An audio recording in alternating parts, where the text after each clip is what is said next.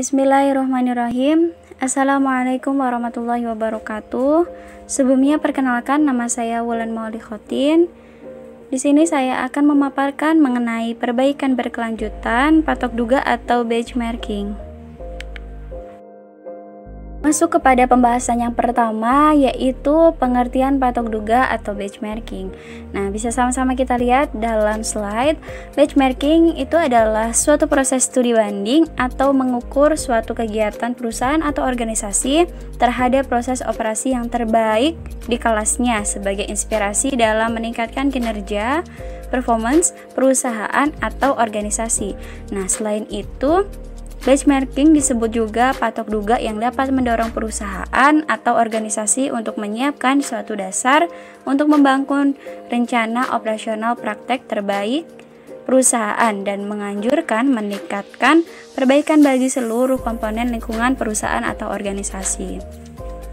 Terdapat beberapa definisi mengenai benchmarking dari beberapa ahli, yaitu satu yang saya kutip dari Robert Kemp menyatakan bahwa patok duga adalah proses pengukuran yang kontinu menyangkut produk, jasa, dan praktik-praktik terhadap kompetitor terbaik. Masuk pada pembahasan yang kedua, yaitu jenis-jenis patok duga atau benchmarking. Nah, dalam rangka peningkatan mutu secara berkelanjutan, suatu institusi perlu menetapkan standar baru yang lebih tinggi. Untuk itu perlu dilakukan benchmarking sebagai inspirasi atau cita-cita. Ada dua jenis benchmarking, yaitu benchmarking internal dan eksternal. Nah, bahwa perlu kita tahu yang internal itu adalah proses upaya perbandingan antar jurusan, fakultas, unit institusi.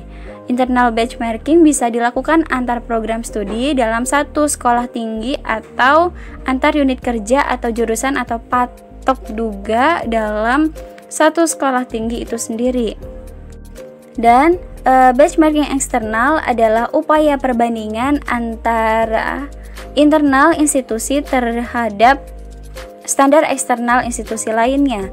Nah, eksternal benchmarking bisa dilakukan terhadap lembaga atau perguruan tinggi lain, baik yang menyangkut satu program studi tertentu ataupun unit kerja atau jurusan tertentu, baik dalam maupun luar negeri. Dalam pelaksanaannya, prakteknya menurut Hiam dan dalam bukunya yang diterbitkan pada tahun 2013 dikenal 4 jenis dasar dari benchmarking. Yang pertama yaitu benchmarking internal, yaitu pendekatan dilakukan dengan membandingkan operasi suatu bagian dengan bagian internal lainnya dalam suatu organisasi.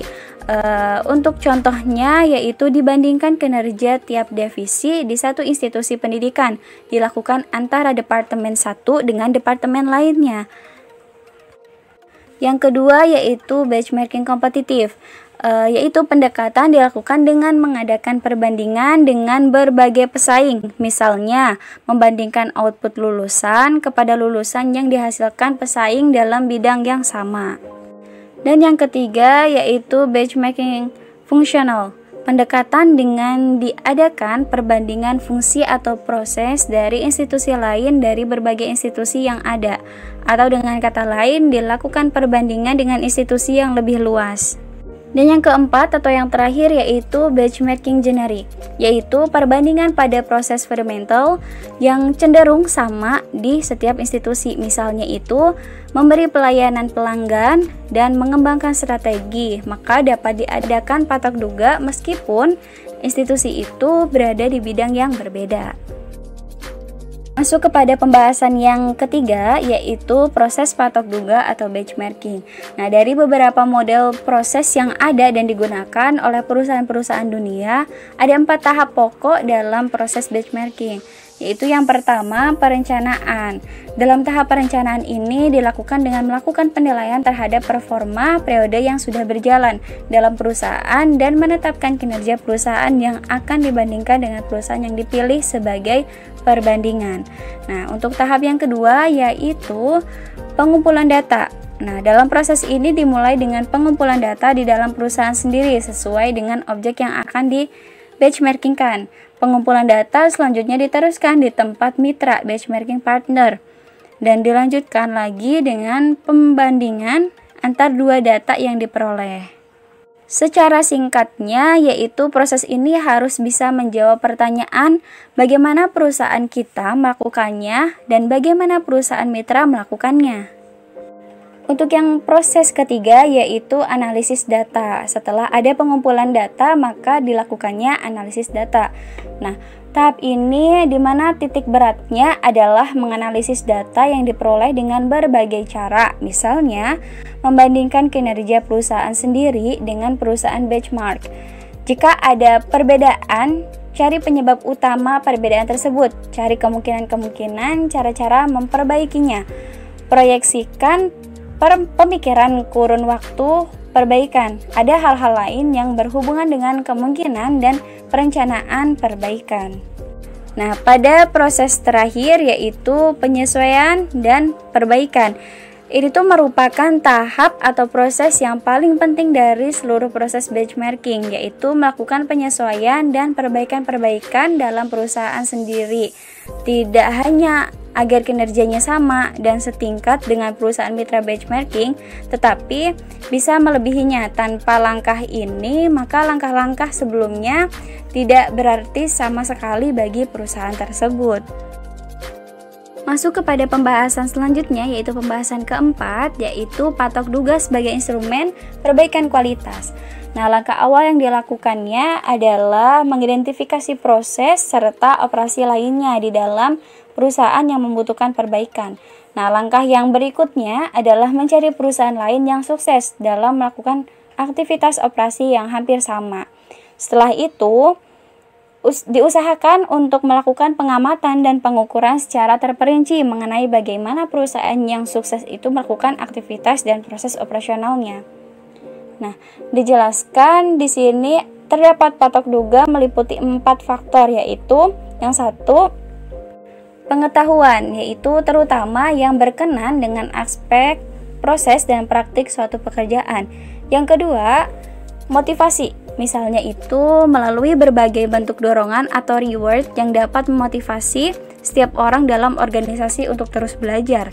Yang ketiga, situasi, yaitu peluang bagi setiap orang untuk menerapkan pengetahuannya dalam rangka meningkatkan efisiensi dan produktivitasnya.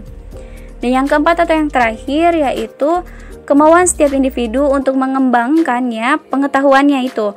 Nah, dalam 4 kategori pendekatan atau cara yang digunakan dalam melakukan benchmarking adalah yang pertama yaitu riset in-house, melakukan penilaian terhadap informasi dalam perusahaan sendiri maupun informasi yang akan dipublikasikan. Dan yang kedua, riset pihak ketiga. Jadi, membiayai kegiatan benchmarking yang akan dilakukan oleh perusahaan surveyor. Yang ketiga, pertukaran langsung. Jadi, di sini tuh pertukaran informasi secara langsung dapat dilakukan melalui kuesioner, survei melalui telepon dan lainnya.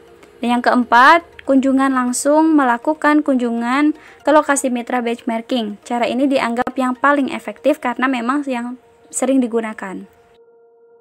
Masuk kepada pembahasan yang terakhir atau yang kelima, yaitu mengenai peran manajemen dalam patok duga atau benchmarking. Nah, manajemen memegang peranan penting dalam patok duga ini.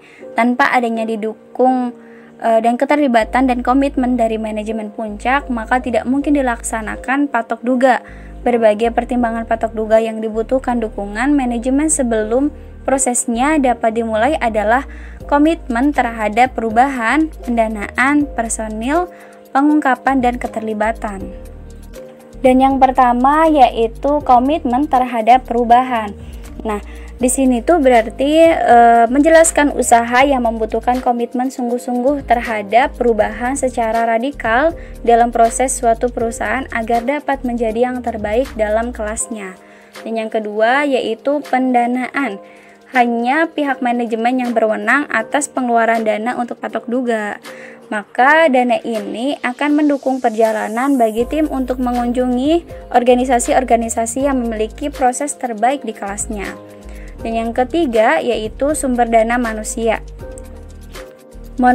Sumber daya manusia (SDM). Nah, manajemen juga merupakan satu-satunya pihak yang dapat memutuskan dan menugaskan sumber daya manusia yang tersedia untuk melakukan patok duga. Dan yang keempat yaitu pengungkapan. Nah, dari masing-masing pihak yang terlibat dalam patok duga harus mengungkapkan mengenai proses dan praktiknya.